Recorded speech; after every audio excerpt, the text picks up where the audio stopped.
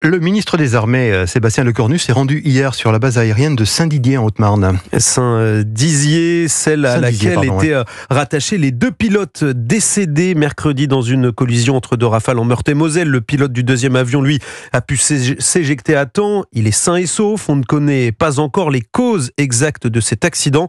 Des enquêtes sont en cours, mais l'erreur humaine semble être l'hypothèse la plus probable, Mélina Fachin. Il faut rester très prudent, mais selon Jean-Paul Paloméros, ancien chef d'état-major de l'armée de l'air et pilote de chasse, l'hypothèse d'une panne technique, même si on ne peut pas l'exclure, n'est pas la plus probable. On aurait eu un lancement d'un message d'alerte. Donc, ce qui a pu se passer, c'est qu'il y a eu peut-être, l'hypothèse, une perte de visuel. Quand on est amené à manœuvrer, ça va très vite. Évidemment, il faut être très attentif. C'est extrêmement rare, fort heureusement, mais le risque zéro n'existe pas. 2 enquêtes ont été ouvertes, une par l'armée et une autre par le Bureau enquête accident pour la sécurité de l'aéronautique d'État, le BEA.